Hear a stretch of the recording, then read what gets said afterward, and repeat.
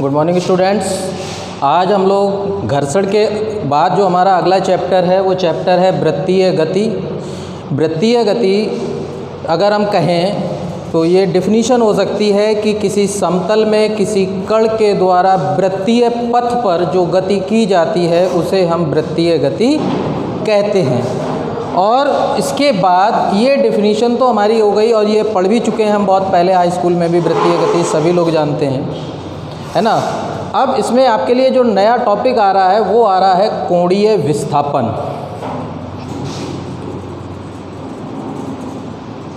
कोणीय विस्थापन, है ना, एंगुलर डिस्प्लेसमेंट के बारे में हम बात करेंगे। तो इसको जानने के लिए हम यहाँ पर एक डायग्राम बना रहे हैं, उसको देखिएगा ज़रा कि यहाँ पर हमारा एक कोई कण है जो केंद्र से मान लीजिएगा r दूरी पर है और ये गति कर रहा है। तो इसकी हम यहाँ पर 3 पोजीशन लिए ले रहे हैं, पहली, दूसरी और तीसरी। ये इसका 0 पॉइंट, यहाँ से यहाँ तक आते समय इसको t1 टाइम लगता है और यहाँ तक t2।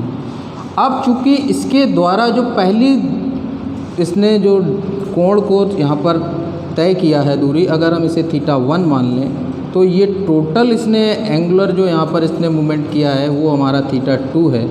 अब t1 से t2 दूरी को तय करने में इसको जो यहाँ पर डिस्प्लेसमेंट हुआ यानी इसका जो विस्थापन हुआ वो डेल्टा s अगर मानते हैं तो यहाँ से यानी पॉइंट A से B तक जाने में इसने कितना एंगुलर निकाला यानी कि कितना कोण इसने वृत्त के केंद्र पर आंतरित किया, वो हो जाता है डेल्टा थीटा। डेल्टा थीटा कैसे लिखा? क्योंकि डेल्टा थीटा की अगर हम वैल्यू निकालें तो θ2 माइनस θ1, यानी कि हम इस पूरे में से इसको अगर घटा देंगे तो हमारे पास यही वैल्यू बचेगी। बेटा यहाँ पर एक शब्द और जुड़ता है, अगर आप बुक देखेंगे तो इसको बोला जाता है त्रिज्य सदिश, जो O से यहाँ तक बोला जा रहा है। रीज़न है कि त्रिज्य सदिश जो इसकी रेडियस है, चूँकि इसमें हम कोई कण बांधते हैं या पत्थर बांधते हैं तो एक आपको एग्जांपल पता होगा कि हम अगर किसी रस्सी में एक पत्थर बांध के घुमाना स्टार्ट कर दें तो जो रस्सी का जो बल लगता है, फोर्स, वो लगता है बाहर की ओर, अर्थात जो लगने वाली वैल्यू जो बल की है वो बाहर की ओर खींचती है। अर्थात इस रेडियस यानी त्रिज्या की जो दिशा है वो निश्चित है, वो भी वृत्त के बाहर की ओर। इसलिए इसे हम सदिश की फॉर्म में ले जाते हैं, यानी कि कह सकते हैं कि यहाँ पर ये एक सदिश राशि है। अब बात करते हैं कोणीय विस्थापन की। कोणीय विस्थापन में यही कहा जाता है कि अगर किसी त्रिज्य सदिश द्वारा समय के साथ जो उसके अंदर विस्थापन होता है और विस्थापन के साथ जो उस वृत्त के केंद्र पर जो कोण आंतरित किया जाता है उसी को हम कोणीय विस्थापन बोलते हैं और इसे यहाँ पर रिप्रेजेंट किया जाता है डेल्टा थीटा से। अब चूँकि यहाँ पर डेल्टा थीटा जो हम देख रहे हैं ये एक कोण है ना, तो कोण बराबर हम लोगों ने एक सूत्र पढ़ रखा है, वो होता है कोण बराबर चाप बटे त्रिज्या। और यहाँ पर जो चाप है वो हमारा है AB और त्रिज्या हम लोगों ने यहाँ पर जो मान रखी है मान लीजिएगा R है। तो AB का वैल्यू यहाँ पर हमने आपको पहले ही बता दिया कि इसका जो यहाँ पर डिस्प्लेसमेंट है अर्थात विस्थापन जो हुआ वो डेल्टा S हुआ है। कोण है हमारे पास डेल्टा थीटा बराबर यहाँ पर सूत्र हो जाएगा डेल्टा S अपॉन R। ये कोणीय विस्थापन का यहाँ पर फार्मूला निकल कर आ जाता है, डेल्टा थीटा बराबर delta S upon delta R। इसके बाद आ जाता है कोणीय वेग। अगर बात करें कोणीय वेग की, अब कोणीय वेग की अगर बात करें तो कोणीय वेग क्या बोला जाएगा कि कोणीय वेग के बारे में अगर कहना चाहें तो किसी कण का कोणीय विस्थापन की जो परिवर्तन की दर है, कोणीय विस्थापन के परिवर्तन की दर है, उसे हम कोणीय वेग बोलेंगे और इसे हम रिप्रेजेंट करते हैं यहाँ पर ओमेगा से, है ना। तो ओमेगा बराबर अगर लिखना चाहें विस्थापन की, अब किसकी, कौन सा विस्थापन? कोणीय विस्थापन। कोणीय विस्थापन है हमारे पास यहाँ पर डेल्टा थीटा और इसकी दर अर्थात डेल्टा टी। डेल्टा टी समय को हम यहाँ पर ले लेंगे तो ओमेगा बराबर delta T delta theta upon delta T आ जाएगा। अगर मान लीजिएगा समय की जो दर है या जो समय है वो बहुत ही न्यूनतम है, और न्यूनतम होने की कंडीशन में इसका जो तात्क्षणिक वेग अगर हम यहाँ पर बात करें तो तात्क्षणिक वेग अगर ओमेगा की निकालेंगे जाके वैल्यू को, तो इसमें हम लिमिट लगा देंगे। तो लिमिट निकल कर आएगी ओमेगा बराबर limit delta T tends to 0, और ये हो जाएगा delta theta upon delta T, और इक्वल लिख सकते हैं D theta upon D T की फॉर्म में, है ना।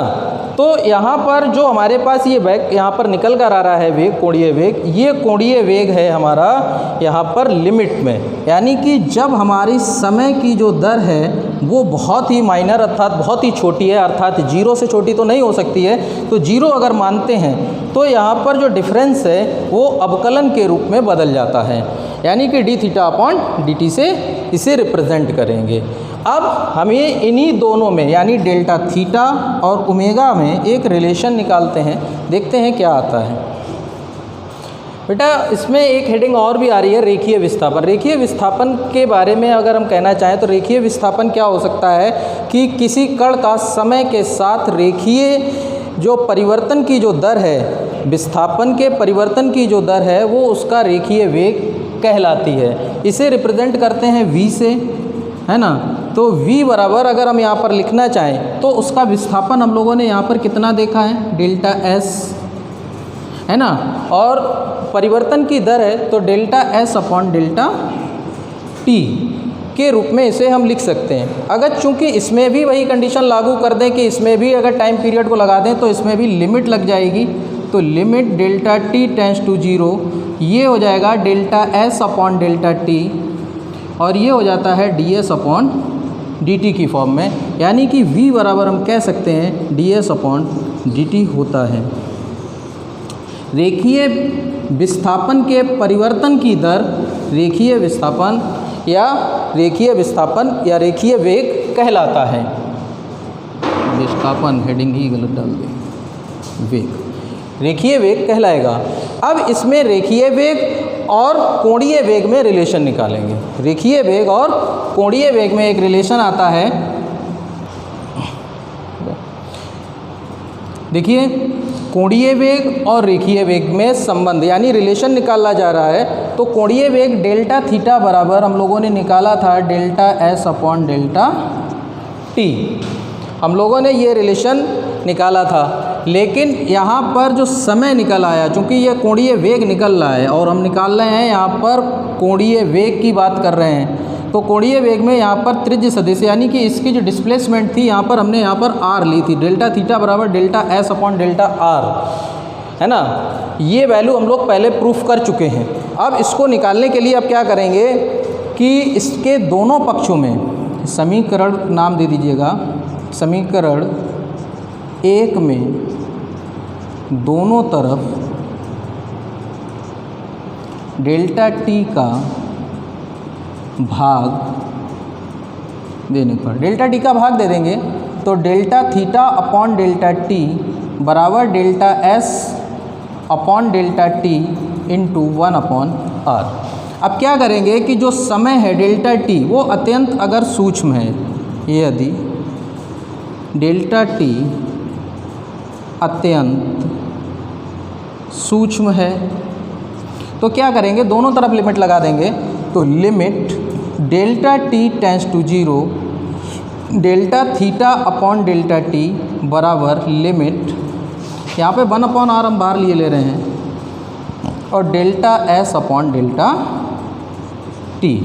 चूँकि हम ये जानते हैं कि limit delta t tends to 0 delta theta upon delta t ये रिप्रेजेंट करता है यहाँ पर कोणीय वेग परिवर्तन की दर है, तो ये रिप्रेजेंट कर रहा है उसको ओमेगा को।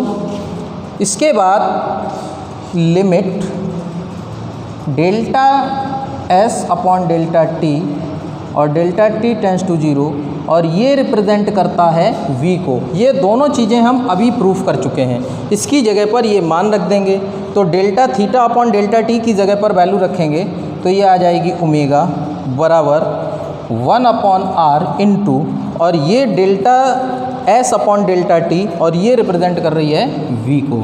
अब क्या करेंगे, इसका एक रिलेशन हमारे पास आ गया, ओमेगा बराबर वी अपॉन आर या वी बराबर आर ओमेगा, है ना। ये फॉर्मूला हम लोगों के पास यहाँ पर आ गया। ये संबंध है हमारे पास कोणीय वेग और रेखीय वेग में संबंध का। सबसे मेन इंपॉर्टेंट डेरिवेशन जो हमारा स्टार्ट होता है यहीं से स्टार्ट होता है, क्योंकि इसकी ज़रूरत हमें आगे के डेरिवेशन में पड़ती है। कुल मिलाकर बात इस फिगर को समझने की है, कुल मिलाकर बात यहाँ पे इस फिगर की है, यानी कि अगर कोई कण है वो यहाँ से यहाँ तक आने में t1 समय लेता है और A से B तक जाने में t2 टाइम ले लेता है, तो इन दोनों के बीच में जो विस्थापन इसका आ रहा है वो विस्थापन s है। अगर इनके द्वारा अगर t1 टाइम पर इसके वृत्त के केंद्र पर आंतरिक कोण इसका θ1 है और t2 टाइम पर θ2 है, क्योंकि टाइम यहाँ से यहीं तक काउंट करेंगे, तो जब यहाँ तक टोटल टाइम आ जाएगा तो इन टाइम पीरियड में अर्थात डेल्टा टी टाइम में इसने कितनी दूरी तय की उसके बारे में अगर निकालने चाहेंगे तो इसको हम क्या करेंगे कि डेल्टा थीटा बराबर जब निकालते हैं तो θ2 माइनस θ1 हो जाता है। तो इस तरीके से इसको यहाँ पर लिखा गया है डेल्टा थीटा। इसी से दो छोटे छोटे डेरिवेशन हमने पीछे किए थे और उन्हीं दोनों का यहाँ पर एक रिलेशन आपके सामने आया है। तो इनको आज आप लोग घर पे करिएगा। अगर इन दोनों रिलेशंस में अगर कोई समस्या आ रही है, जो 3 रिलेशन आज कराए हैं, तो उसको कोई भी समस्या अगर है तो व्हाट्सएप ग्रुप पे आप डाल सकते हैं अपनी समस्या को, उसका समाधान ज़रूर किया जाएगा। आज के लिए बस इतना ही। Thank you.